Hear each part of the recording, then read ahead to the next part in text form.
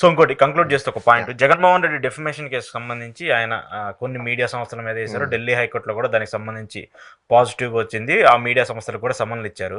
So ఏంటి ఈ మీడియాకి సంబంధించి ఇకనైనా ఆ ఫ్లో ఏమైనా తగ్గుతుందా లేదంటే ఒకటండి, డిఫమేషన్ చేసినంత మాత్రాన మీడియా స్పీడ్ తగ్గుతుంది అనుకోవడం ఐ డోంట్ థింక్ సో. మీరు ఎప్పుడైనా వాళ్ళ స్పీడ్ తగ్గించాలంటే మీకు ఇంజన్ బాగుండి, అసలు స్పీడ్ బండి తగ్గాలంటే ఏం చేయాలి? ఫస్ట్ టైర్ లో గాలి పీకేయాలి. అవునా? మీకు ఇంజన్ పాడైపోయినా ఇంకో బండిని కట్టి లాగేశారు అనుకోండి, పోతూనే ఉంటుంది స్పీడ్. మీరు బండిని పడాలంటే ఏం చేయాలి? టైర్ లో గాలి పీకితేనే బండి పడుతుంది. సో అలానే మీడియాకి సంబంధించిన కొన్ని అథారిటీస్ ఉన్నాయి. ఇన్ఫర్మేషన్ బ్రాడ్కాస్టింగ్ కావచ్చు, పిఏబి కావచ్చు, ఇట్లాంటి కొన్ని ఉన్నాయి. వాళ్ళకి వెళ్ళి మీరు కంప్లైంట్ ఇచ్చి లైసెన్స్ ని క్యాన్సిల్ చేయించండి. Fake publicity, misinformation, disinformation spread చేస్తున్నారు వీళ్ళు, ఎథిక్స్ కోడ్స్ ని ఫాలో అవ్వట్లేదు, రూల్స్ ని ఫాలో అవ్వట్లేదని వాళ్ళకి వెళ్ళి కంప్లైంట్ ఇవ్వండి.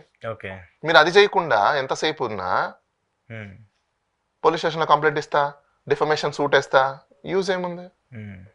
ఖచ్చితంగా అంటే ఒక వరకు ఎండ్ వరకు క్వశ్చన్ చేయడం ఓకే, బట్ అది కాదండి. లాజికల్ కన్క్లూజన్ లకు వెళ్ళినా కూడా మీరు డిఫమేషన్, అసలు నిజంగా డిఫమేషన్ ఆర్డర్ అయిద్దా? డిఫమేషన్ ఆర్డర్ అయిద్దా? అవ్వదు.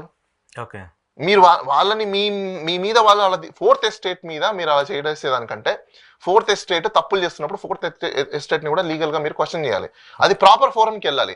ప్రాపర్ ఫోరంకి వెళ్ళకుండా మీరు అన్ప్రాపర్ ఫోరంకి వెళ్ళారనుకోండి, వాళ్ళు ఏమంటారు ఫైనలీ? ఇప్పుడు డామేజెస్ మీరు చూపించాలి కదా, ఎంత డ్యామేజ్, క్వాంటమ్ ఆఫ్ డామేజెస్ చాలా ఇంపార్టెంట్. అవును.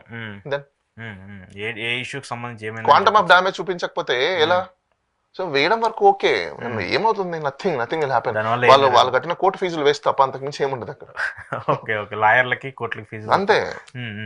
సో దీనికి సంబంధించి అదే డైరెక్ట్ గా లీగల్ గా ఏవైతే చర్యలు ఉంటాయో వాటిని తీసుకోవాలని డిఫర్మేషన్స్ ఇలాంటివి వేస్తే వరకు టైం వేస్తే తప్ప ఏం ఉండదు. ఓకే, రైట్, చూద్దాం మరి ఈ కాన్సిక్వెన్సెస్ సంబంధించి. థ్యాంక్ యూ బాలాగారు. ఇది బాలాగారితో ఎక్స్క్లూజివ్ ఇంటర్వ్యూ. చూస్తూనే ఉండండి.